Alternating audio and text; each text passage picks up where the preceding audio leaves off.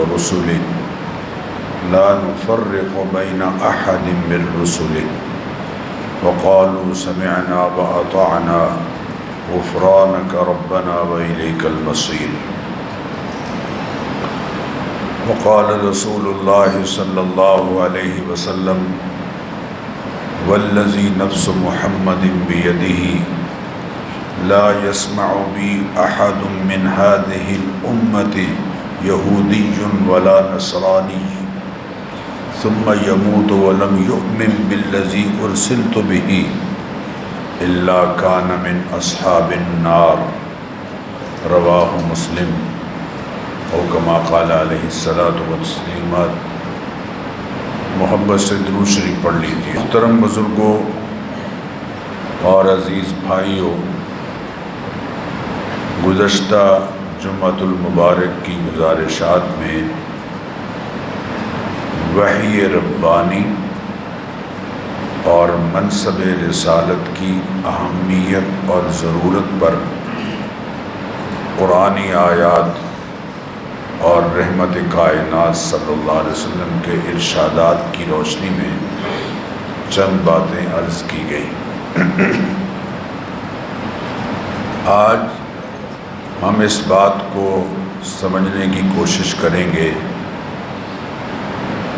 کہ انسانوں کی ہدایت کے لیے تشریف لانے والے تمام انبیاء اور رسل کی صداقت پر ایمان لانا کیوں ضروری ہے، اور قرآن کریم میں کسی سچے نبی اور رسول کی رسالت و نبوت کو نہ ماننے کا کیا نتیجہ بیان فرمایا گیا ہے. میرے بزرگوں اور دوستوں، قرآن کریم میں اللہ تعالیٰ نے انسانوں کی ہدایت کے لیے جن منتخب شخصیات کا انتخاب فرمایا ان کو قرآن کریم میں دو الفاظ کے ساتھ ذکر کیا گیا ہے. ایک ہے نبی اور دوسرا ہے رسول. سورہ حج کی آیت نمبر 52 میں ہے وَمَا أَرْسَلْنَا مِن قَبْلِكَ مِن رَّسُولٍ وَلَا نَبِيٍّ. اے حبیب صلی اللہ علیہ وسلم، آپ سے پہلے جو ہم نے بھیجے ہیں وہ رسول ہوں یا نبی ہوں. لفظ نبی کا مصدر نبأ ہے جس کی جمع الانباء آتی ہے اور جس کا لفظی معنی ہے خبر. چونکہ یہ عربی گرامر کے لحاظ سے فعیل کے وزن پر ہے، صفت مشبہ، اور صفت مشبہ کا صیغہ جہاں پایا جائے عموماً اس میں مبالغے کا معنی پایا جاتا ہے. جیسے اللہ تعالیٰ کی صفات ہیں علیم، خبیر، بصیر، بہت جاننے والا،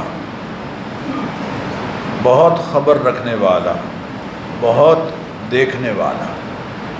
اسی طرح یہ جو لفظ نبی ہے، لفظ نبی کا معنی بنے گا اللہ تعالیٰ کی طرف سے خوب خبر دینے والا. بعض اہل لغت نے نبوت کا مادہ نباوہ قرار دیا ہے، اور نباوہ کے معنی زمین کی بلندی کے ہیں، بلند زمین. کیونکہ اللہ کے سچے نبی بھی سارے زمانے میں سب سے بلند مرتبہ اور عالی شان رہے، اور آج بھی الحمدللہ ان سب کو پورے ادب و احترام اور قدر و منزلت کی نگاہ سے دیکھا جاتا ہے، اس لیے لفظ نبی کا ایک معنی بلند درجہ اور عالی مرتبہ رکھنے والی ہستی، بلند درجہ اور عالی مرتبہ رکھنے والی ہستی۔ دوسرا لفظ رسول ہے، یہ رسالت سے مشتق ہے، اور رسالت کا معنی ہے پیغام دینا، رسالت کا معنی پیغام ہے، اور رسول کا معنی ہوا لفظی معنی پیغام پہنچانے والا، پیغامبر۔ اکثر اہل علم کی یہ رائے ہے کہ رسول اور نبی میں کسی قدر فرق ہے۔ قاضی عیاض رحمۃ اللہ علیہ نے یہ بات ارشاد فرمائی، لکھی کہ نبی کا لفظ عام ہے اور رسول کا لفظ خاص ہے۔ رسول وہ کہلائے جو اللہ تعالیٰ کی طرف سے نئی شریعت دے کر بھیجے گئے، یا سابقہ شریعتوں کے بعض احکام ان کے ذریعے سے منسوخ ہوئے، وہ رسول کہلائے۔ اور جن شخصیات پر وحی نازل ہوتی رہی، وحی تو نازل ہوتی رہی، لیکن وہ سابقہ رسولوں کی شریعت پر عمل کی دعوت دیتے رہے، خود صاحب شریعت نہیں بنائے گئے، انہیں نبی کہا گیا۔ مسند احمد میں ایک حدیث ہے، اس کے مطابق امام احمد نے حضرت ابو امامہ سے اور امام حاکم نے حضرت ابو ذر رضی اللہ تعالی عنہ سے یہ بات نقل کی ہے، روایت کی ہے کہ نبی کریم علیہ الصلاۃ والتسلیمات سے جب رسولوں کی تعداد کے بارے میں پوچھا گیا تو آپ نے فرمایا کہ ان کی تعداد 313 یا 315 تھی۔ اور جب نبی اکرم صلی اللہ علیہ وسلم سے انبیاء علیہم الصلاۃ والتسلیمات کی تعداد کے بارے میں پوچھا گیا تو آپ صلی اللہ علیہ وسلم نے فرمایا کہ ان کی تعداد 1,24,000 انبیاء علیہم السلام۔ میرے بزرگوں اور دوستوں، قرآنی تعلیمات کی روشنی میں ہم پر لازم ہے اور ہمارا ایمانی تقاضا ہے کہ ہم بلا تفریق تمام سچے انبیاء اور رسولوں کی صداقت پر ایمان لائیں، ان کی سچائی کی تصدیق کریں، کسی طرح کا کوئی فرق نہ کریں۔ سورہ بقرہ کی آیت نمبر 285 میں اس بات کو اللہ تعالیٰ نے بیان فرمایا ہے۔ ارشاد فرمایا، آمن الرسول بما انزل الیہ من ربہ والمؤمنون۔ اس آیت میں ان ایمانیات کا ذکر ہے جن پر ایمان رکھنے کا اہل ایمان کو حکم دیا گیا ہے۔ یہ ایمانیات کا لفظ میں نے اس لیے ذکر کیا ہے کہ آئندہ کے خطبے میں اس کو ہم مزید واضح کریں گے۔ ایمانیات کا اس آیت میں ذکر ہے کہ جن پر ایمان رکھنے کا اہل ایمان کو، انسانوں کو حکم دیا گیا ہے۔ آیت میں ارشاد فرمایا، آمن الرسول بما انزل الیہ من ربہ والمؤمنون۔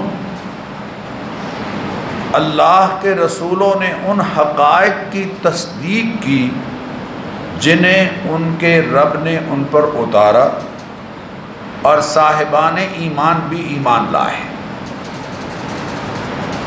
کل آمن باللہ، یہ سب کے سب اللہ تعالیٰ کی ذات کے ہونے کا یقین رکھتے ہیں، اللہ کی ہستی کے ہونے کا یقین۔ وملائکتہ اور فرشتوں کے وجود کو مانتے ہیں، وکتبہ اور تمام آسمانی کتابوں کی سچائی پر ایمان لاتے ہیں، ورسلہ اور تمام سچے رسولوں کی رسالت اور نبوت کے برحق ہونے کا عقیدہ رکھتے ہیں۔ اور اگلا جملہ کیا ہے؟ لا نفرق بین احد من رسلہ، وہ یہ واضح طور پر کہتے ہیں کہ ہم ایمان لانے میں رسولوں میں سے کسی میں تفریق نہیں کرتے کہ کچھ پر ایمان لائیں یا اکثریت پر ایمان لائیں اور کچھ کو نہ مانیں، بلکہ تمام رسولوں کے برحق ہونے کا اظہار اور ان پر یقین اور اعتماد کا اقرار و اظہار کرتے ہیں۔ یہ بات اللہ تعالیٰ نے قرآن کریم میں اور مقامات پر بھی سمجھائی ہے۔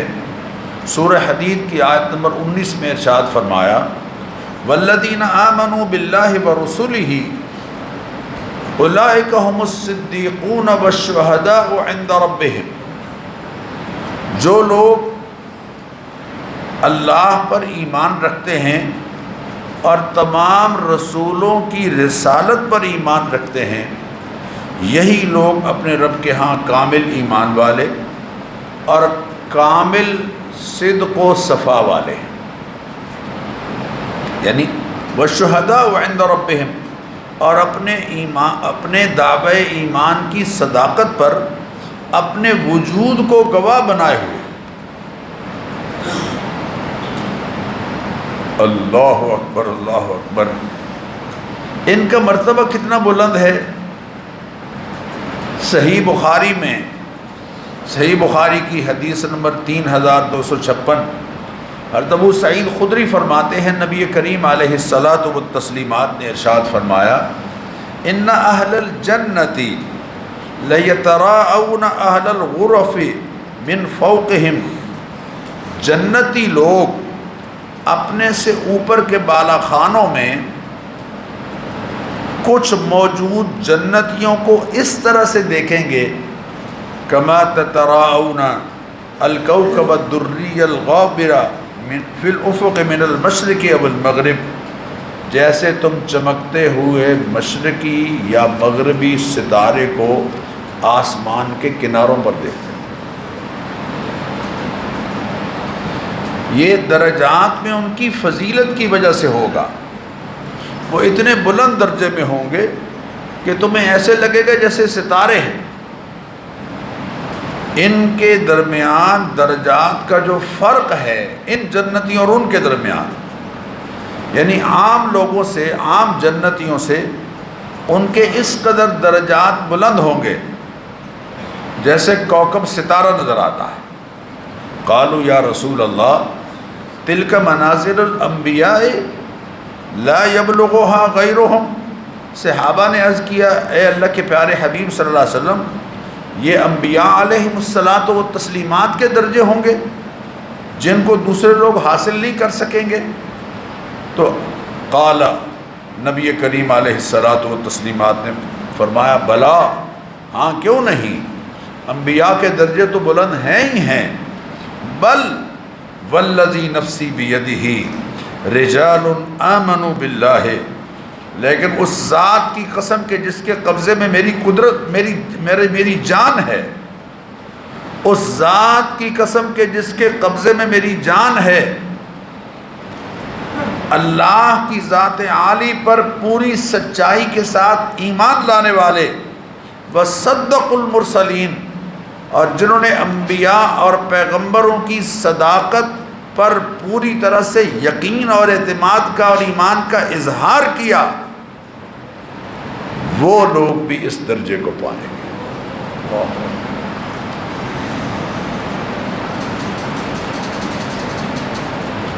یہ درجہ وہ پائیں گے جنہوں نے تصدیق کا حق ادا کیا، جیسے صحابہ کرام رضوان اللہ تعالی علیہم اجمعین۔ اور یہاں وضاحت کر دوں کہ انبیاء علیہم السلام اور امتیوں میں قرب ربانی کے درجات کا فرق بہرحال ضرور ہوگا۔ وہ قرب ربانی کے بہت اونچے درجے میں ہوں گے انبیاء علیہم الصلاۃ والتسلیمات۔ اسی طرح اس بات کو سورہ آل عمران کی آیت نمبر 179 میں واضح فرمایا گیا، 179 میں فرمایا فآمنوا باللہ ورسولہ، تم ایمان لاؤ اللہ پر اور اس کے تمام رسولوں پر۔ ایک اور جگہ فرمایا رسولوں کی، اور پھر بتایا کہ رسولوں کی تشریف آوری اور ان پر ایمان لانا کیوں ضروری ہے۔ فرمایا رسولا مبشرین و منذرین، ہم نے رسول بھیجے جو خوشخبریاں سنانے والے بھی تھے کہ اللہ کی فرما برداری کا یہ نتیجہ ہوگا اور اللہ کے رسول کی فرما برداری کا یہ نتیجہ ہوگا، وہ منذرین، اور خبردار کرنے والے بھی تھے کہ اللہ اور اس کے رسول کی نافرمانی کے نتائج یہ ہوں گے۔ لئلا یکون للناس علی اللہ حجۃ بعد الرسل، تاکہ لوگوں کی کوئی حجت اور الزام رسولوں کے بھیجنے کے بعد اللہ تعالیٰ پر نہ رہے، کہ لوگ یہ نہ کہیں کہ ہمیں تو پتہ ہی نہیں چلا کہ حق راہ کیا تھی، اللہ نے رسولوں کے ذریعے سے، انبیاء کے ذریعے سے حق واضح کر دیا۔ اللہ قرآن کریم میں فرما رہے ہیں وَمَا كُنَّا مُهْلِكِ الْقُرَىٰ حَتَّىٰ نَبْعَثَ فِي أُمِّهَا رَسُولًا يَتْلُو عَلَيْهِمْ آيَاتِنَا، ہم نے کسی بستی کو اور بستیوں کو کبھی ہلاک نہیں کیا جب تک کہ ہم ان میں رسول نہ بھیجیں۔ یہ ہمارا طریقہ نہیں ہے کہ رسولوں کے بھیجنے سے پہلے عذاب دینے لگے۔ وَمَا كُنَّا مُعَذِّبِينَ حَتَّىٰ نَبْعَثَ رَسُولًا، جب لوگ انبیاء علیہ الصلاۃ والتسلیمات کی تعلیمات کا انکار کرتے رہے بحیثیت قوم، تو پھر ان پر اللہ تعالیٰ کا کوڑا برسا ہے۔ وما كنا مہلک القریٰ الا واہلھا ظالمون، اور بستیوں کو کبھی ہم نے ہلاک نہیں کیا جب تک وہ ظلم پر نہیں اتر آئے۔ جب اجتماعی طور پر ظلم انسانوں پر ہونے لگا تو پھر ہم نے انتقام لیا۔ اللہ تعالیٰ نے قرآن کریم میں یہ بتایا ہے کہ انبیاء اور رسولوں کی تشریف آوری مسلسل جاری رہی۔ ثم ارسلنا رسلنا تترا، اے حبیب صلی اللہ علیہ وسلم پھر ہم نے لگاتار رسول بھیجے، یکے بعد دیگر متواتر رسول بھیجتے رہے۔ وَلِكُلِّ أُمَّةٍ الرَّسُولُ، ہر امت کے لیے ہم نے رسول بھیجا ہے۔ اہل جنت میں اعتراف کریں گے کہ واقعتاً ہماری طرف رسول آتے رہے۔ سورہ اعراف میں اللہ تعالیٰ نے اس کا ذکر فرمایا ہے کہ لَقَدْ جَاءَتْ رُسُلُ رَبِّنَا بِالْحَقِّ، جنتی کہیں گے کہ یقیناً ہم پر اللہ کے رسول تشریف لاتے رہے جو حق پر مبنی دعوت دینے والے تھے۔ اور اہل جہنم کہیں گے، آپ سارے حضرات یہ آیت پڑھتے رہتے ہیں جو اس میں سورہ ملک میں بھی آئی ہے، سورہ مومن کی بلکہ آیت نمبر 50 میں فرمایا کہ اہل جہنم سے جہنم کے داروغے کہیں گے الم تک تأتیکم رسلکم بالبینات، کیا تمہارے پاس اللہ کے رسول کھلے دلائل لے کر نہیں آئے؟ قالوا بلا، تو وہ جواب میں کہیں گے ہاں کیوں نہیں، آتے رہے، لیکن ہم نے ان کی بات نہیں مانی۔ اللہ اکبر، اللہ اکبر۔ سورہ ملک میں بار بار یہ آیت پڑھی جاتی ہے کہ کلما القی فیہا فوج سألہم خزنتها الم یاتکم نذیر، جب لوگوں کو جہنم میں ڈالا جائے گا تو وہاں کے داروغے پوچھیں گے تمہارے پاس کوئی خبردار کرنے والا نہیں آیا؟ قالوا بلا قد جاءنا نذیر، تو سب کہیں گے کہ اس میں تو کوئی شک نہیں کہ ہمارے پاس ڈرانے والے، خبردار کرنے والے، اللہ اور اس کے رسول کی نافرمانی کے نتائج سے آگاہ کرنے والے آتے رہے۔ وقلنا، لیکن ہم نے کیا کیا؟ فکذبنا، ہم نے ان کو جھٹلایا اور ہم نے کہا ما نزل اللہ من شیء، اللہ تعالیٰ کی طرف سے ہماری طرف کوئی حکم نہیں اتارا گیا۔ ان انتم الا فی ضلال کبیر، بلکہ نعوذ باللہ انبیاء سے کہا کہ تم کھلی گمراہی میں ہو، بڑی گمراہی میں ہو۔ آج بھی ہم جو یہ کہتے ہیں کہ اے جگ مٹھا تے اگلا کہنے ڈٹھا، یہ ایک طرح سے قیامت کے انکار کی طرف بات جا رہی ہے۔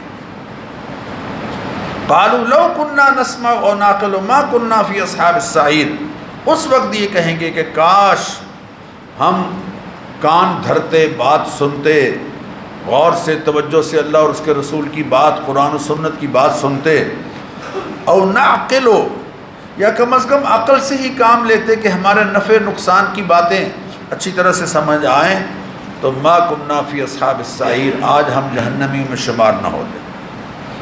تو میرے بزرگوں اور دوستوں، بہت سی آیات ہیں جو ہماری رہنمائی کرتی ہیں کہ انبیاء علیہم الصلاۃ والتسلیمات کا سلسلہ مسلسل جاری رہا۔ ان تمام انبیاء کی صداقت پر ایمان لانا ہمارے ایمان کا تقاضا ہے۔ انبیاء کیوں تشریف لاتے رہے، اس پر میں چاہتا ہوں کہ آپ سب حضرات کی ذرا توجہ ہو۔ چند باتیں جو قرآنی آیات میں اللہ تعالیٰ نے انبیاء علیہ الصلاۃ والتسلیمات کی بعثت کے بنیادی مقاصد بیان فرمائے ہیں، ان کا ذکر ان چند منٹ میں یقیناً ہو پائے گا۔ سورہ نحل کی آیت نمبر 36 میں ہے وَلَقَدْ بَعَثْنَا فِي كُلِّ أُمَّةٍ رَسُولًا أَنِ اعْبُدُوا اللَّهَ وَاجْتَنِبُوا الطَّاغُوتَ وَلَقَدْ بَعَثْنَا فِي كُلِّ أُمَّةٍ رَسُولًا أَنِ اعْبُدُوا اللَّهَ وَاجْتَنِبُوا الطَّاغُوتَ، ہم نے ہر امت کی طرف ایک رسول بھیجا اور ان کا پیغام کیا تھا؟ اعبدوا اللہ، عبادت اللہ کی کرو، صرف پہلا وما ارسلنا من قبلک من رسول الا نوحی الیہ انہ لا الہ الا انا فاعبدون۔ اے حبیب، آپ سے پہلے جتنے رسول تشریف لائے ہیں ان سب کو ہم نے ایک مشن دیا بنیادی، کہ وہ یہ بتائیں کہ اللہ کے سوا کوئی لائق عبادت نہیں، کوئی اس لائق نہیں کہ اس کو سجدہ کیا جائے، کوئی اس لائق نہیں کہ اس کے سامنے اپنا دستے سوال دراز کیا جائے، کوئی اس لائق نہیں کہ جو تمہیں اولاد دے، بیٹا دے، بیٹیاں دے۔ یہ تمام تر اختیارات رکھنے والی ذات کون ہے؟ اللہ۔ اعبدوا اللہ، اللہ کی عبادت کرو، وَاجْتَنِبُوا الطَّاغُوتَ، اور دوسری ہدایت یہ فرمائی، دوسرا جو مقصد ہے انبیاء کی بعثت کا، وہ یہ بیان فرمایا کہ انبیاء تشریف لاتے رہے یہ دعوت دینے کے لیے کہ طاغوت سے بچو۔ طاغوت کسے کہتے ہیں؟ لغت میں اپنی جائز حد سے تجاوز کرنے والے کو طاغوت کہتے ہیں، جائز حد سے تجاوز کرنے والے کو طاغوت کہتے ہیں۔ جو بندگی کی حد سے تجاوز کرتا ہوا خود خدائی کا دم بھرنے لگے اور اللہ کے بندوں سے اپنی بندگی کرانے لگے، وہ فرعون کی صورت میں ہو یا کسی جعلی پیر کی صورت میں ہو، وہ طاغوت ہے۔ اور سن لیجئے، دنیا میں سرکش لوگ تین طرح کے ہیں۔ ایک وہ بندہ جو اصولاً اللہ تعالیٰ کی فرما برداری کی بات کرے مگر عملاً اس کے احکام کی خلاف ورزی کرے، اصولاً مانتا ہے لیکن عملاً خلاف ورزی کرتا ہے، یہ فاسق ہے، گناہ گار ہے، اور اگر اپنے گناہ کو نشر بھی کرتا ہے تو یہ فاجر ہے۔ دوسرا وہ شخص جو اللہ کی فرما برداری سے منحرف ہو کر یا تو خود مختار بن جائے اور کہنے لگے کہ جناب اب عقل بالغ ہو گئی ہے، اب وحی کی رہنمائی کی مجھے ضرورت نہیں رہی، جو سیکولر مائنڈ لوگوں کا مزاج ہے، یا اللہ کے سوا کسی اور کو اپنا معبود بنا لے، یہ درجہ کفر کا درجہ ہے۔ اور تیسرا درجہ یہ ہے کہ وہ پروردگار کی بغاوت پر اتر آئے، اور اس کے ملک اور مخلوق پر خود اپنا حکم چلانے لگے. جیسے فرعون نے کہا تھا انا ربکم الاعلی، میں تمہارا رب ہوں. بلکہ سورہ قصص کی آیت نمبر 37 میں فرعون کی بات اللہ نے ذکر فرمائی کہ وقال فرعون نے کہا یا ایھا الملأ، اے میرے سرداروں، میرے درباریوں، ما علمت لکم من الہ غیری، میں نہیں سمجھتا کہ میرے سوا کوئی اور الہ بھی ہے. فاوقد لی یا حامان علی الطین، اے حامان جو وزیر تعمیرات تھا اس کا، میرے لیے ذرا بھٹے سے اینٹیں تیار کرواؤ. وجعل لی صرحا لعلی اطلع الی الہ موسیٰ، اور ایک اونچا سا ٹاور بناؤ، ٹاور نما محل بناؤ، لعلی اطلع الی الہ موسیٰ، تاکہ اس پر چڑھ کر میں دیکھوں کہ میرے سوا موسیٰ کا کوئی اور رب بھی ہے. وَإِنِّي لَأَظُنُّهُ مِنَ الْكَاذِبِينَ، نعوذ باللہ، کہنے لگا میرا خیال تو یہ ہے کہ موسیٰ جھوٹ بولتے ہیں. تو استغفر اللہ استغفر. یہ سوچ رکھنے والا طاغوت ہے، یہ ہے طاغوت. اور سن لیجئے، یہ طاغوت کبھی کوئی فرد ہوتا ہے، اور کبھی کوئی جماعت ہوتی ہے، اور کبھی کوئی ملک ہوتا ہے، اور ادارہ ہو یا نظام ہو. جب تک انسان اس طاغوت کا انکار نہیں کرتے تب تک وہ سچے مومن نہیں کہلا سکتے. فَمَن يَكْفُرْ بِالطَّاغُوتِ وَيُؤْمِن بِاللَّهِ فَقَدِ اسْتَمْسَكَ بِالْعُرْوَةِ الْوُثْقَىٰ لَا انفِصَامَ لَهَا، جس نے جو طاغوت کا انکار کر کے اللہ پر ایمان لایا، اس نے ایسا مضبوط سہارا تھام لیا کہ جو کبھی ٹوٹنے والا نہیں. یہ طاغوت کبھی شیطان کے روپ میں ہوتا ہے اور کبھی آدمی کے نفس کی صورت میں ہوتا ہے. افرائیت من اتخذ الہہ ہوا، آپ دیکھتے نہیں ہیں کہ ایک بندے نے اپنی خواہش نفس کو اپنا الہ بنا لیا ہے، خواہش نفس کو الہ بنا رکھا ہے. اللہ اور اس کے رسول کے احکام کے مقابلے میں اپنی خواہش نفس کو ترجیح دیتا ہے یا اپنی عقل کو اہمیت دیتا ہے، حالانکہ عقل بھی ماحول سے متاثر ہو کے یا مفادات کے پیش نظر خواہش نفس کی طرح ہی غلط فیصلے کرتی ہے. اور آج کا بڑا طاغوت یہ IMF ہے. آج کا بڑا طاغوت سرمایہ دارانہ نظام ہے، جس نے جیسے چاہو جیو اور میرا جسم میری مرضی کے نعرے،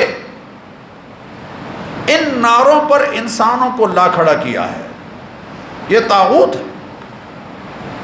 اس طاغوت کی غلامی سے نجات دلانا یہ انبیاء علیہ الصلوۃ والتسلیمات کی بعثت کا بڑا مقصد ہے.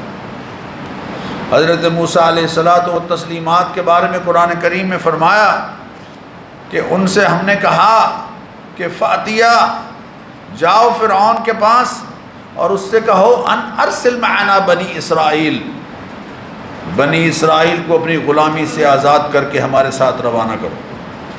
ولا تعذبہم، غلامی کے کرب میں ان کو مبتلا مت رکھو. قد جئناک بآیۃ من ربک، تیرے پروردگار کی طرف سے کھلی دلیلیں لے کر ہم آئے ہیں. حضرت موسیٰ اور حضرت ہارون علیہ السلام کے بارے میں فرمایا. اور میرے بزرگوں اور دوستو، اللہ کے رسول صلی اللہ علیہ وسلم کے نمائندہ حضرت ربعی ابن عامر نے رستم کے دربار میں جا کے یہ کہا تھا. اس نے کہا آپ بیٹھ جائیے. آپ نے فرمایا تیرے یہ سجے ہوئے جو گاؤ تکیے اور قالین ہیں ان پر ہم نہیں بیٹھنے آئے. کیوں آئے ہیں؟ تو انہوں نے فرمایا تھا ہم آئے نہیں، ہم بھیجے گئے ہیں. لنخرج العباد من عبادت العباد الى عبادت رب العباد، تاکہ ہم بندوں کو بندوں کی غلامی سے نکال کر بندوں کے پروردگار کی غلامی میں لائیں. ہم بھیجے گئے ہیں. ومن جور الادیان الى عدل الاسلام، ہم اس لیے بھیجے گئے ہیں کہ دنیا کے انسانوں کے بنائے ہوئے نظام ہائے حیات کے ظلم سے اسلام کے عدل کے نظام کی طرف ان کو لے کر آئے ہیں۔ وَمِن ضِيقِ الدُّنْيَا إِلَىٰ سِعَةِ الدُّنْيَا وَالْآخِرَةِ، اور دنیا کی تنگی سے ان کو نکال کر دنیا اور آخرت کی وسعت کی طرف لائیں۔ اللہ اکبر، اللہ اکبر۔ اگر تو ہماری طرف سے اس بات کو قبول کرتا ہے تو ہم بھی تیری بات کو قبول کریں گے، اور اگر تو نہیں قبول کرتا تو پھر اسلام کے پرچم تلے تجھے رہنے کی اجازت ہے، لیکن تو حفاظتی ٹیکس جزیہ کی صورت میں دے گا، اور اگر نہیں دے گا تو پھر ہماری تلوار تیرا فیصلہ کرے گی۔ یہ ہے انبیاء علیہ الصلاۃ والتسلیمات کی بعثت کا ایک بڑا مقصد، کہ انسانوں کو انسانوں کی غلامی سے نکال کر پروردگار کی غلامی میں لایا جائے۔ دوسرا بڑا مقصد جس کو قرآن کریم میں انبیاء علیہ الصلاۃ والتسلیمات کی بعثت کا مقصد بیان کیا گیا، وہ سورہ شورى کی آیت نمبر 13 میں ہے۔ وہ ہے اقامت دین، تہذیب نبوی اور تہذیب ربانی کا نفاذ، دنیا میں اللہ کے دین کی بالادستی اور غلبہ، اللہ کے اقتدار کی رٹ کو قائم کرنا۔ اقامت دین، شرع لکم من الدین ما وصی بہ نوحا، اللہ تعالیٰ نے تمہارے لیے وہی دین مقرر کیا ہے جس کا حکم اللہ تعالیٰ نے نوح علیہ السلام کو دیا۔ وما اوحینا الیک، اور اے حبیب وہی دین جو آپ کی طرف وحی کیا گیا ہے۔ وما وصی بہ ابراہیم و موسیٰ و عیسیٰ ان اقیموا الدین، کہ دین کا نظام قائم کرو، ربانی نظام، اللہ کے قانون کی بالادستی، اللہ کا دیا ہوا نظام معیشت، اللہ کا دیا ہوا نظام معاشرت قائم کرنا، یہ انبیاء علیہ الصلاۃ والتسلیمات کا مشن رہا ہے۔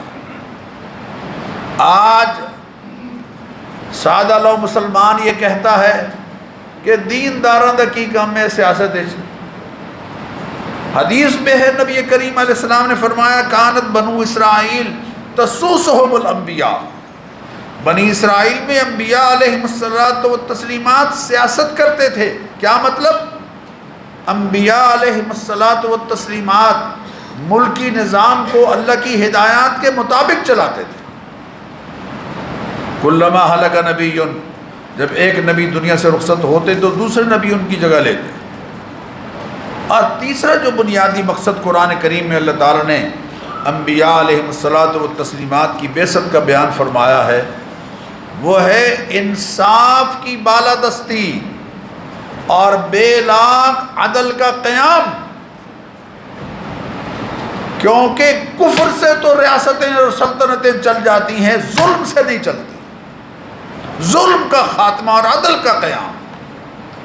اذن للذین یقاتلون بانہم ظلموا، آپ کو جو قتال کی اجازت دی گئی ہے مظلوم ہونے کی وجہ سے دی گئی ہے۔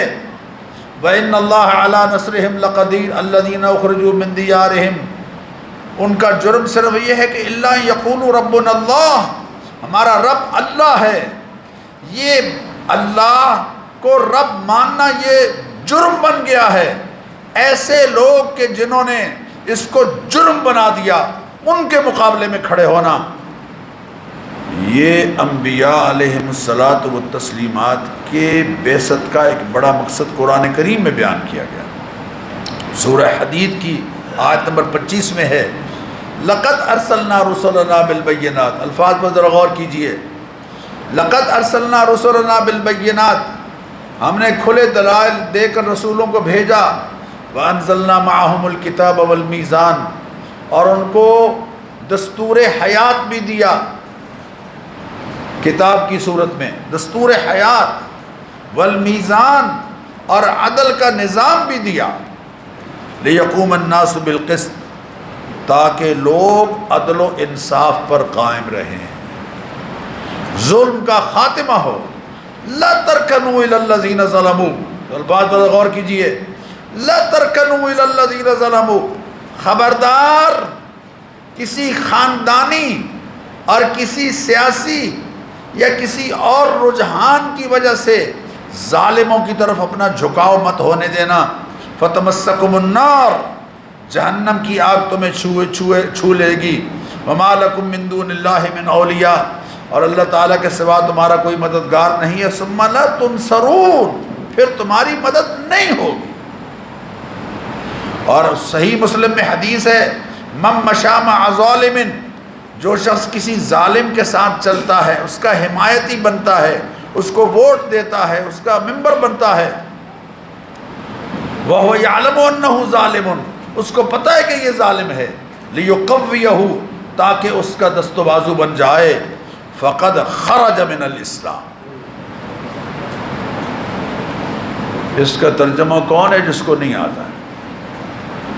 مَن مَشَى مَعَ ظَالِمٍ وَهُوَ يَعْلَمُ أَنَّهُ ظَالِمٌ لِيُقَوِّيَهُ، تاکہ اس کو مضبوط کرے، فَقَدْ خَرَجَ مِنَ الْإِسْلَامِ۔ تو انبیاء علیہ الصلوۃ والتسلیمات کی بعثت کا ایک بڑا مقصد انصاف کا قیام، عدل کی بالادستی، بے لاگ انصاف۔ لا یجرمنکم شنآن قوم علی الا تعدلوا، کسی قوم کی دشمنی تمہیں اس بات پر آمادہ نہ کرے کہ تم عدل کرنا چھوڑ دو، اعدلوا هو اقرب للتقوی، دشمن بھی کیوں نہ ہو اس کے ساتھ بھی انصاف کرنا ہے۔ چوتھی بڑی بات جس کو قرآن کریم میں اللہ تعالیٰ نے انبیاء علیہ الصلوۃ والتسلیمات کی بعثت کا ایک بڑا مقصد قرار دیا ہے، وہ ہے حلال، یعنی صرف اپنا جو جائز حق ہے وہی لینا ہے، جو تمہارا جائز حق نہیں ہے وہ تمہارے لیے حلال نہیں ہے۔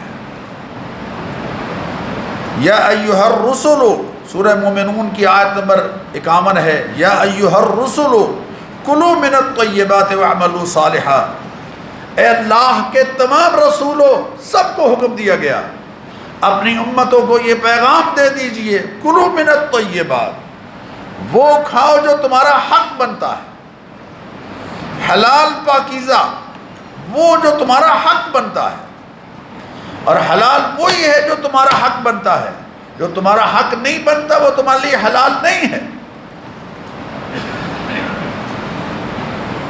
اور انبیاء علیہ الصلوۃ والتسلیمات کی تعلیمات کا، کی تشریف آوری کا ایک بڑا مقصد درس توحید کی تعلیم ہے، اللہ کی وحدانیت کو تسلیم کرانا۔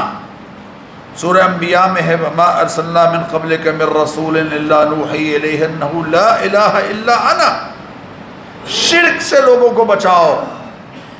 شرک جیسا بھی ہے، شرک جلی ہے، یہ شرک خفی ہے، اس سے امتوں کو، انسانوں کو بچا کر اللہ کی چوکھٹ پر لا کھڑے کرنا، یہ انبیاء علیہ الصلوۃ والتسلیمات کا مشن رہا۔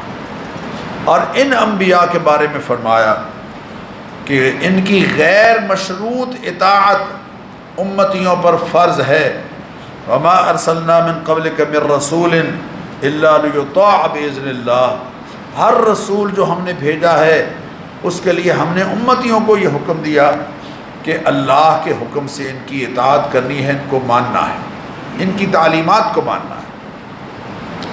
میرے بزرگوں اور دوستو، آج ہم نے دیگر تمام انبیاء اور رسل علیہم الصلاۃ والتسلیمات کے بارے میں جو قرآن و سنت کی تعلیمات ہیں ان سے تھوڑی بہت شناسائی حاصل کی۔ ان رسولوں میں سے سب سے آخر میں سید کائنات محبوب کریم رؤوف الرحیم علیہ الصلاۃ والتسلیمات تشریف لائے، ان کی رسالت اور نبوت کا تذکرہ انشاءاللہ آئندہ خطبے میں کریں گے۔ وآخر دعوانا الحمدللہ۔